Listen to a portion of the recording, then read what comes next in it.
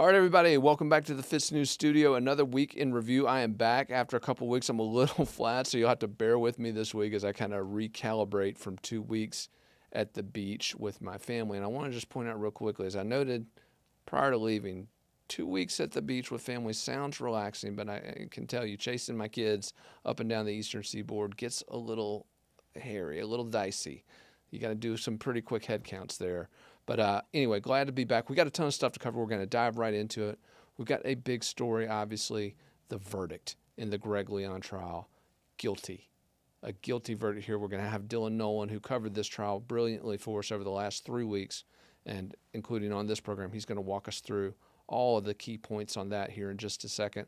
We're also going to talk about another horrific tragedy out of Colleton County, South Carolina. This county's just gone through the ringer, folks, with first the Murdaughs and now the Green Pond Massacre. 6 dead. We're going to tell you all about what's happening in that case and some potential problems as it relates to whether or not the suspect in that case was shown some of the judicial leniency that continues to plague the Palmetto State. Last but not least, we're going to tell you the story about a young woman whose body found in the middle of the road in Charleston. Thankfully, not dead, but unresponsive. We're going to tell you her story and what you can do to help the family, in that case, find answers. All that and more heading your way on the Week in Review.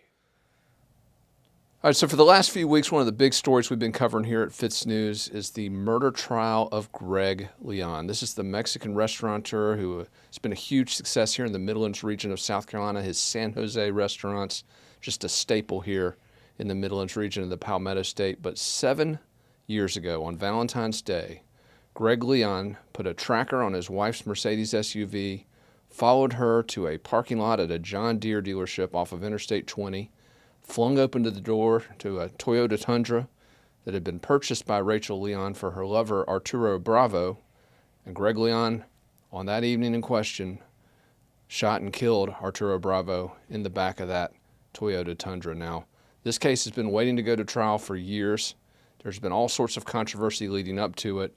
It's received national attention, including a big spread in the Los Angeles Times. But Dylan Nolan, leading into this trial, the man at the very center of this story, Greg Leon, you said, looking at his demeanor, watching him as he entered the courtroom for the first time, man without a care in the world. Yeah, it's interesting. Greg's family, after he was convicted, surprised, that's the verdict that we'll get to here, the news this week, but his family said that he was there to have the justice system do its work, and it seemed like that to me. It seemed like he was there for whatever outcome he might receive, but that he was confident that once the jury heard his side of the story, that he would be walking the streets.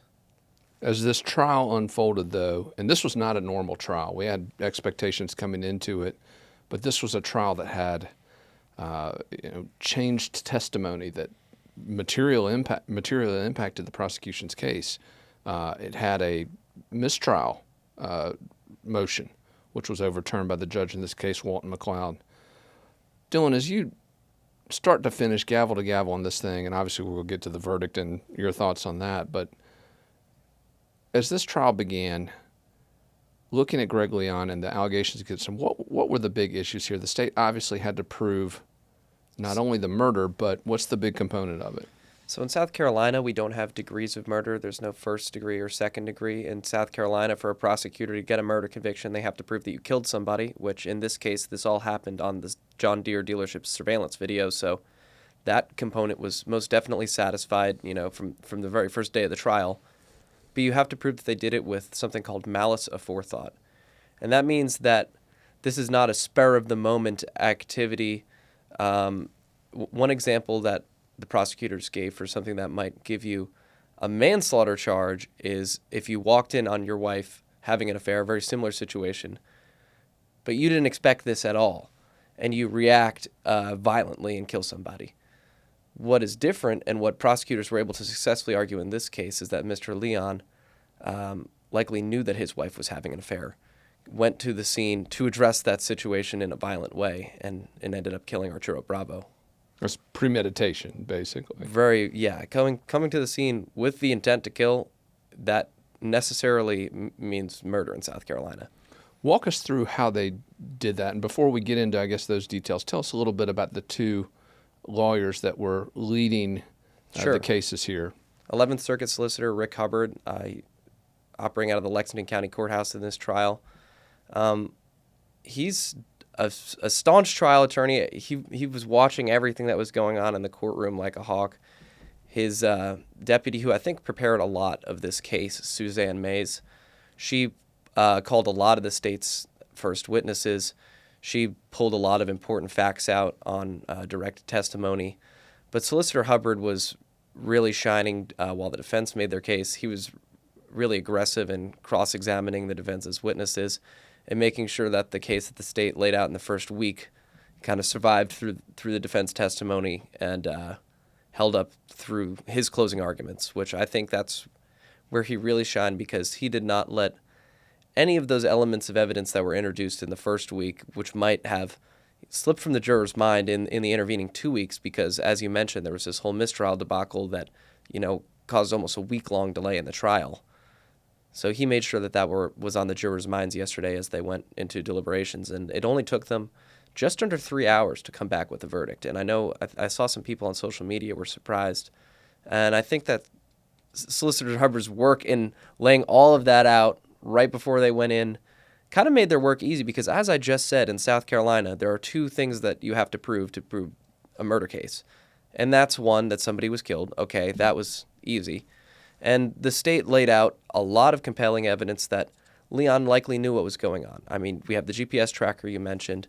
His wife and Arturo Bravo were communicating publicly on Facebook. That's something that I think most reasonable people would see. And by the way, the state demonstrated that Leon was a Facebook user. He himself said that he used the platform for 30 to 40 minutes a day when he took the stand. And something else that's really important that came up on closing that Hubbard did a really good job of pointing out was the fact that Leon, and even the paths of argument that his defense team chose, indicated that he has malice towards Arturo Bravo even still. Mm-hmm. So it's not very hard to make that malice argument when the defendant himself takes the stand and is blaming the person he shot 7 years later. And you talked about that app, or the tracker. That tracker had an app with it, and they had video of Greg Leon looking at the app, and as soon as he sees where they are, leaving immediately. Hubbard made a pretty good case that was premeditation. But I don't want to make it sound like this was, Hubbard running the show. I think defense attorney Jack Swerling did as good as one can given the situation that his client put him in. I don't think his client did him any help in making a self-defense claim when he pretty nakedly attempted to elicit false testimony from the former roommate, and I don't think he knew this, but also former lover of the man that he shot. This person went to the state law enforcement division, wore a wire, and recorded this whole thing. And, of course, the jury heard all of this. Wow. So defense attorney Swerling, while I think if he was given a better set of circumstances, could have probably successfully made a self-defense case in this situation if you don't have the premeditation evidence, if you don't have the tampering after. I just think it was too much for him to overcome. Let me ask you this. You watched the jurors throughout this trial, and obviously in the Murdaugh trial, one of the things we were able to do being in the courtroom was see the reaction of the jurors to certain evidence, certain testimony, certain exchanges even. Let me ask you this. When you were watching those jurors throughout this trial, how important was that witness tampering component to their perception of this case? I have to commend the jury in this case. They were very attentive. I didn't notice anybody on the jury that was, sometimes you see jurors sleeping. You see people just obviously off in la-la land. I mean, they look like they're at a tennis match during cross-examinations because their heads were going back and forth. And that's what you want to see if you're an attorney or if you're the judge, because the last thing you want is for somebody to be able to come after the case and say, look, this juror wasn't even paying attention the whole time. Right. So they were paying attention to everything, but that day in particular, this witness tampering testimony, it kind of threw the case into like a telenovela love triangle kind of thing, because suddenly you have the victim whose lover was wearing a wire to incriminate her lover's killer. I mean, if these jurors were sitting there not on the jury, I think they would still have been interested to watch all of this, but they were watching that with rapt attention, and how could you not? And that that hurt Leon in your estimation with the jury? I mean, in what way in a murder case, you attempting to slander the name of the person that you shot, that's never going to help you. And these weren't just garden variety slanders either. These were extremely graphic allegations, rape allegations, but perhaps more important than the graphic, horrific allegations was which were false. There's no evidence that these things are true, correct? Was the allegation that they wanted to plant that he always carried a gun on him, which I think if I'm a member of the jury, I'm thinking, okay, you're trying to falsify testimony that he always had a gun on him. And that's obviously so that you can justifiably say, I thought he had one when I shot him. But there was an opening for defense, though. Let's talk about this a little bit, because obviously the premeditation, prosecutors did a good job establishing that. This witness tampering angle, clearly, as you mentioned, not good for Mr. Leon. Not good at all. But there was, and Jack Swerling, a very adept attorney, as you noted, did. And Alyssa Wilson, his second in command, was the one who took the crucial cross testimony here of the state's forensic pathologist, who they assumed was going to testify that Mr. Bravo's arm was raised at the time of the shooting. Well, walk us through this part of it. Sure. She was expected to testify that his arm was raised at the time of the shooting. This was consistent with the defense's theory that he might have been reaching for a weapon. She identified a small bruise, like adjacent to the gunshot wound, which is called a slap wound. And it's called that because the flesh will literally slap another part of the body when a bullet goes through you. So say you have your arm down at your side and you're shot underneath your armpit. On the other side of your armpit, there might be a bruise from the bullet literally making your flesh bubble up as it passes through. It's rather gross, but it is something that forensic pathologists can use to identify your body positioning while you were shot. The problem is she didn't identify this bruise when she was conducting her autopsy. She identified it looking over photos in preparation for the trial. And she didn't communicate this adequately to the solicitor's office, who in turn could not communicate this to the defense team. So the solicitor testified that he only learned about this in the hour-and-a-half trial prep that he had with her over the lunch break leading up to her testimony. Which gives him a difficult decision. What do you do if you're Rick Hubbard in that case? Well, what he did was put her on the stand and let the defense impeach her right there in the moment, and that turned out to be a smart choice because by choosing to impeach her in front of the jury, the defense loses some of their right to say this was inappropriate, because by taking that, dangling apple right there in the moment and cashing in on that, they can't then go to the judge and say the jury shouldn't have heard about this, because clearly they thought that it would be better to take that punch than it would be to take it to the judge and say, what's going on here? Well, let me ask you this, because obviously the jury was excused during the entire debate over the mistrial motion, because Jack Swerling, obviously, when critical testimony is changed or amended in the days leading up to the trial, obviously that's a huge mid-trial. deal. Yeah, mid-trial, yeah. So obviously he makes a motion for a mistrial. Do you believe the fact that the defense sought to impeach the forensic pathologist, do you think that was a big factor in McLeod's decision not to grant the mistrial? No, I think that just judging off of his comments when he denied the motion, I think it more came down to the materiality of that testimony. And, he's been doing this for a while. He knows that what that decision for the jurors is eventually going to come down to in this case it is a lot less to do with the positioning of Bravo's body when he's in the car, and a lot more to do with, did Greg Leon go to that scene looking to kill his wife's lover? Because if Greg Leon did, he clearly killed his wife's lover. And if he thinks that the central issue of this case is going to be whether jurors believe that it was premeditated, then Mr. Bravo could have been doing jumping jacks in the car. Yeah, his arm positions are relevant. It doesn't matter at that point. Yeah. He said if this ends up becoming material in the case moving down the road, then we can reevaluate this motion. And of course, the defense has every right to take that up on appeal. Mm-hmm. But I can completely understand why in that moment he allowed the case to continue, because that testimony, which was impeached in front of the jury, which was re-litigated for almost the remainder of the trial, we kept hearing about this arm from both the state's witnesses, from both the state's reply witness and from the defense's witnesses. This became like the central point of the trial. Mm-hmm. But if you pull the lens back and look at the bigger picture, at what the jury had to consider when they were in that room, it's actually a pretty small part. Yeah. They were more focused on why was he there and what was he thinking when he was there. I mean, I can't tell you what happened in that room, although we might be working on that.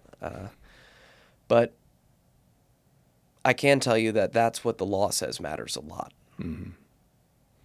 Dylan, let me, first of all, I read all your articles on this case. You had to make them turn into English through your editing. No, but I got to tell you, it was amazing to read your coverage because these were in-depth stories, not short stories. I mean, you're not getting the television 30-second blurb. You're not getting the 600 words that you get. Man, I was from watching the some of these mainstream. TV reporters during this trial. I think I ought to become a TV guy. That seems well? a little easier. Well, you dug deep on this in each one of these stories, and the one thing I do want to commend you on, I would read these stories. I had no idea at any point in the 3 weeks of this trial what you were thinking. So you did your job as a journalist very well. But let me ask you this. Now that it's over, and obviously you're still going to be covering it, but now that the trial's over, and I asked you this the other night when we were just talking, what would you have done as a juror in this case? If this set of facts comes to you and you're back in that room deliberating, what would you have done in the case of Greg Leon? It's interesting because from a personal perspective, I spent close to 3 weeks covering this trial and spent a lot of time around the Leon family, and I can't imagine it was lost to the jurors seeing his family's presence there throughout that whole trial. And some of their remarks after conviction were, it's difficult. I mean, it was like you're at a funeral. It really is like you just watched them watch their loved one die and have to deal with that. That being said, Mr. Bravo has a family, too, that had to deal with his literal death, and don't think I'm discrediting that. But I think that would weigh heavily on me if I were in that jury room. But ultimately, if you're going to do what the judge charged you to do, which is apply the law, I think it wouldn't be too difficult, which is why I understand why they came back in only a couple hours. The law is pretty clear, and I think the state pretty clearly articulated their arguments on multiple fronts for premeditation, and I just think that would be my central focus if I were in that jury room, and I think that would be what drove the conversation. There were, weeks of other things that would be playing in my mind, and I think I might go home and even feel bad about it, but if you're going to go in and apply the law, I don't really think there was any question, unless you truly believe that his claims that he had no clue. If you took Leon's testimony as credible, which I would have personally had a really hard time doing because I didn't find his testimony credible that he didn't have any idea what was going on. I just find it completely unbelievable that somebody, in the hours leading up to the killing, Arturo Bravo was calling his wife multiple times while they were sitting at the dinner table together. And he says, I had no clue that there was an affair going on. How many times have you been having dinner with your wife and she gets multiple phone calls from some man you don't know and you don't notice that? Mm-hmm. And there was multiple other instances where I just have a very hard time believing that he didn't know what was going on when he rolled up to the scene that night. And that was the key, making the jury convinced that he did know. Well, the prosecutors know that regardless of whether the jury thinks that Arturo Bravo Santos is a bad guy or a good guy, whether they think that Mr. Leon is a bad guy or a good guy, no matter how many businesses he's built, no matter how many loving kids he has, those are the questions that it comes down to. And the defense was hoping that some of these other things might, come into the jurors' minds. And they're right. When you have a jury trial in America, all it takes is one juror to say, I believe Leon. Yeah. If somebody in that, group of 12 had said, I believe Leon, we would be sitting here having a different discussion. But clearly they did not.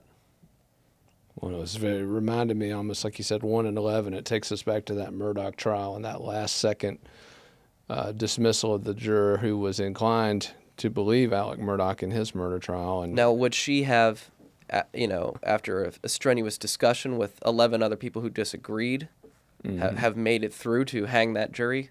Mm-hmm. Who knows? Yeah. Because I think the social dynamics in those situations are clearly tilted in the prosecution's favor. Oh, absolutely. Well, Dylan, an amazing job. And if you follow this story, this wasn't a murder mystery. Greg Leon admitted this in the hours after the killing, acknowledged that he, in fact, shot his wife's lover, is what he said on the 911 call. And in fact, during that time, he was communicating with somebody we both know, a guy who's been taking a little bit of heat over the last couple of hours in the aftermath of this verdict, Eric Bland, who actually spoke on Leon's behalf. Dylan Bland's been getting beat up a little bit on social media by some who say that it's hypocritical for him to, on the one hand, stand up for victims, but on the other hand, stand up for now a convicted killer.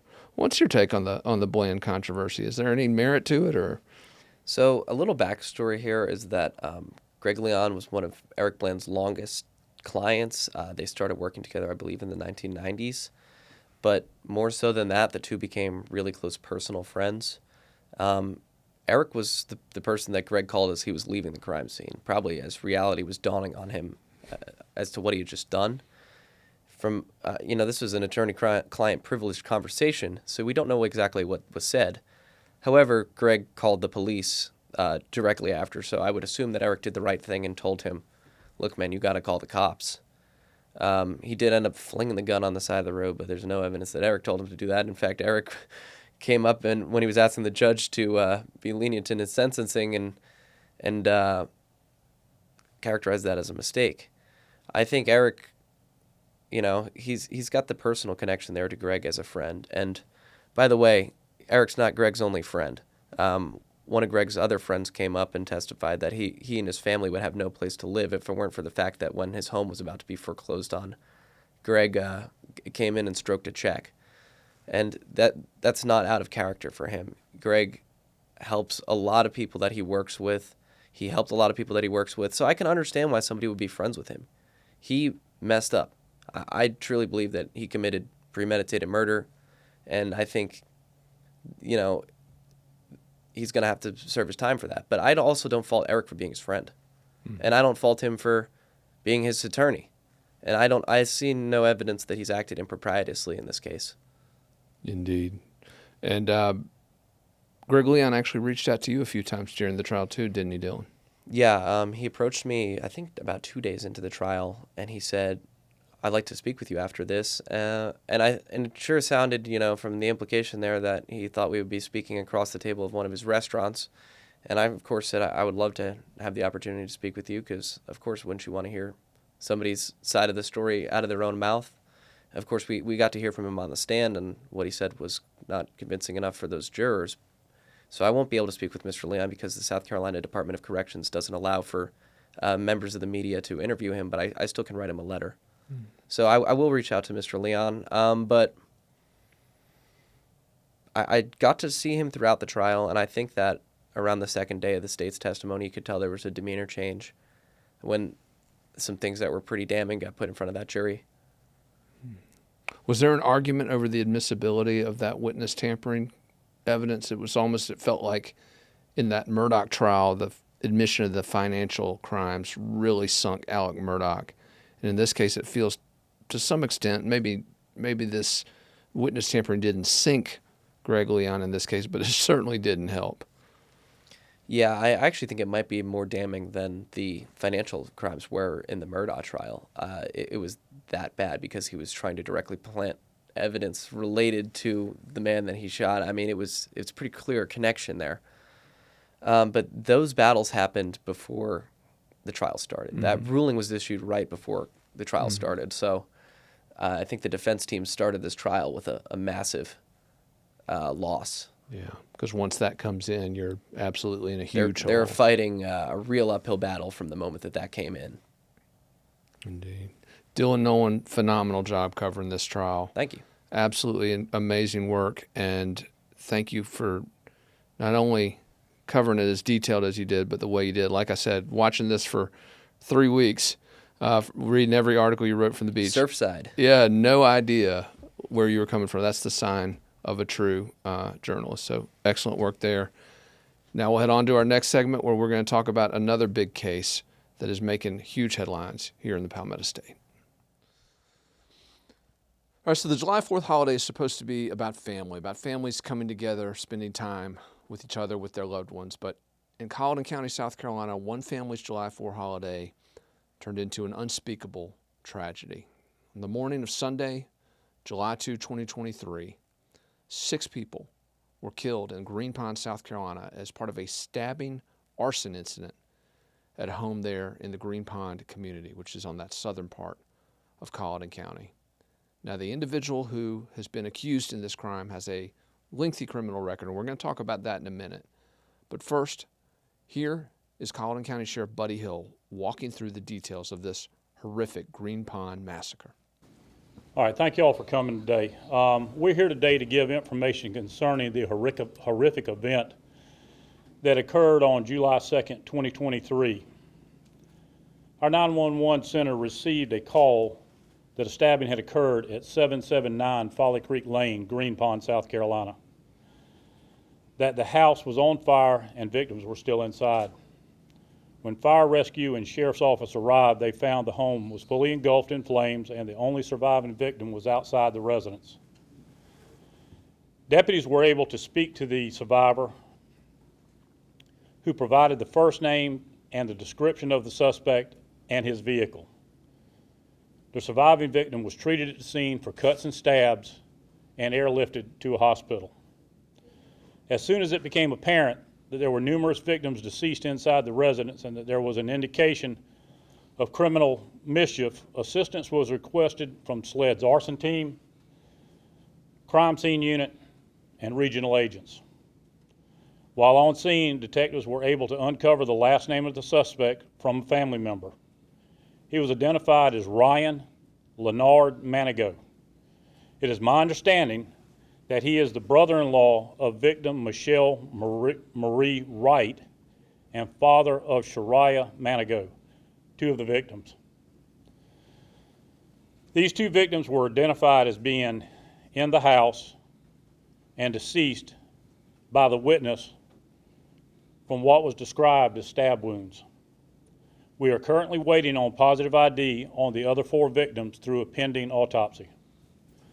The suspect was detained near the scene and arrested shortly after detectives were able to confirm his last name. He was booked into the Colleton County Sheriff's Office and charged with the attempted murder of the surviving juvenile victim. Solicitor Stone will go over these charges in a moment. Search warrants were obtained and executed on the suspect's home and vehicles by members of the Colleton County Sheriff's Office and the State Law Enforcement Division. The evidence collected has been sent to the State Law Enforcement Division for analysis. At this time, we do not have a motive. This is a very active investigation, and as details emerge, we will forward them to the family and the media. I'd like to take an opportunity to thank the family because they were a tremendous help to us yesterday. They were able to provide us information. They were able to help us with the crowd, which was very large. And I ask that the public keep this family and our community in their prayers as we move forward. All right, so as we film this, there are 2 murder charges currently being faced by Ryan Leonard Manigault. And I want to put this picture up here. This is Manigault's daughter, 11-year-old Shariah Manigault. She is one of the victims of this, again, stabbing arson incident. The other victim that has been publicly identified, 50-year-old Michelle Marie Wright. Now, 2 murder charges, obviously there are additional murder charges coming. There are 4 victims who have yet to be identified. We do know the names of most of those, however, withholding that until a positive identification is made by the Colleton County Coroner's Office and charges formally filed by the 14th Circuit Solicitor's Office. But one of the family members of one of those other victims spoke at a bond hearing that was held almost concurrently with the press conference that you just saw. And that family member said, and I quote, "We wish you death. We wish you the death penalty," referring to Manigault. So obviously everyone's innocent until proven guilty in our criminal justice system, but some of the family members here obviously have made up their minds. But Sheriff Hill credited the family who was at that press conference with helping them. And obviously the story here of this 13-year-old girl who survived being stabbed, being in a house that was set on fire, managing to escape, providing law enforcement with the name of the suspect, with a description of him, with a description of his vehicle, all of those things instrumental instrumental in helping law enforcement find and apprehend Ryan Leonard Monigo.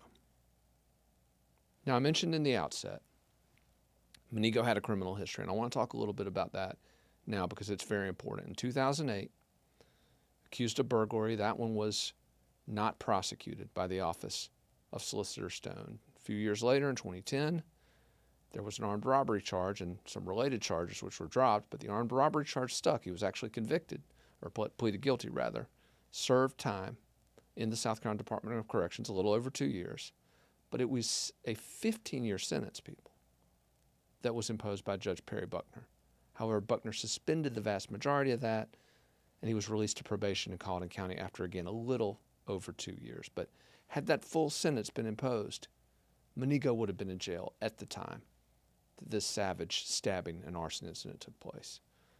But after his release, the crime wave continued. 2015, there was an arrest for kidnapping. That one also not prosecuted by the Office of Duffy Stone. And then a few years later, a criminal sexual assault charge, which was listed as not indicted.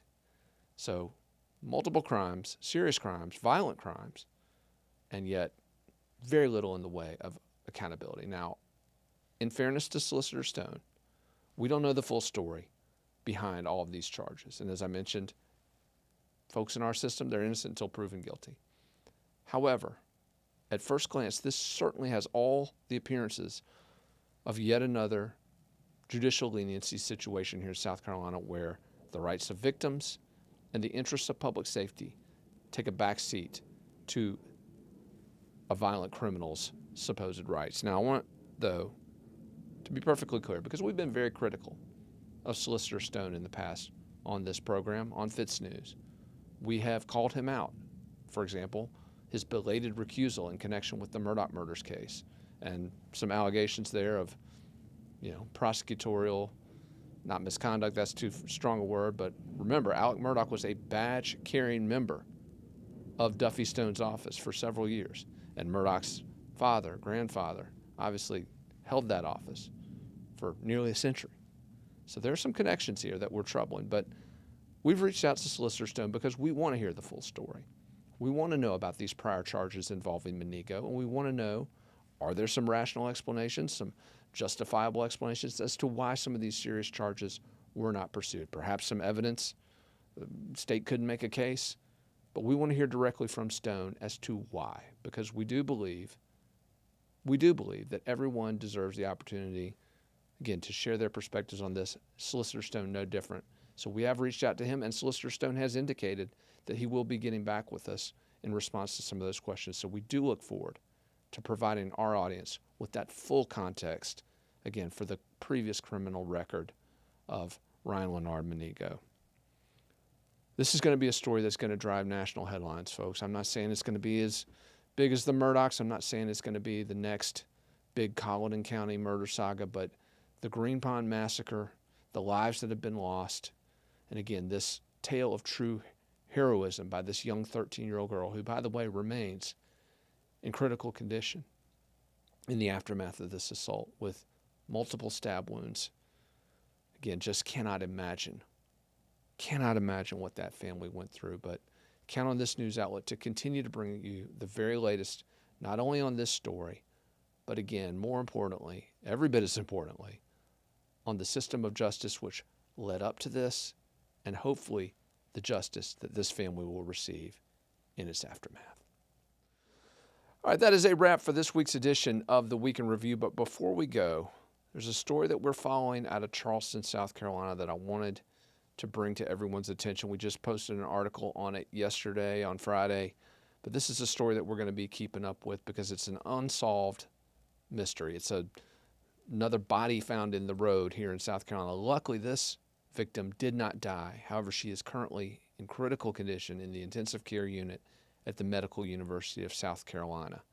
I'm referring to Jen Drummond. She's a 34-year-old from James Island, South Carolina. Body was found in the middle of the road right outside her home on James Island. And at this point, police have really no conception of what happened. She suffered a fractured skull, multiple fractured vertebrae in her neck, injuries all up and down her left side, just was bleeding profusely from a blunt force trauma to the head. And she was discovered by a passerby who, as fate would have it, taken her parents to the airport that morning, shortly before 6 a.m.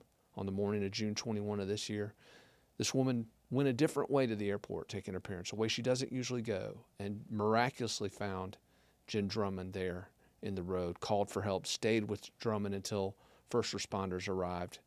But just an absolutely awful situation. Can't imagine someone doing this and leaving the scene. We again, though, don't know, was this a car, vehicular impact? We're not sure. Police, again, haven't said.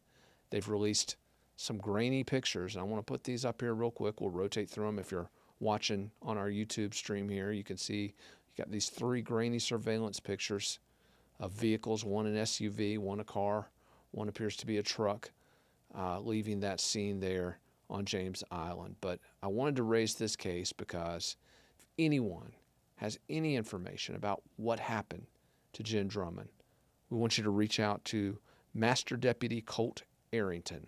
We're going to put all this information up here on the screen. Master Deputy Colt Arrington with the Charleston County Sheriff's Department. That number 843-202-1700, or you can call Crime Stoppers of the Low Country. That's 843-554-1111. Those numbers, again, we're going to leave there up on the screen.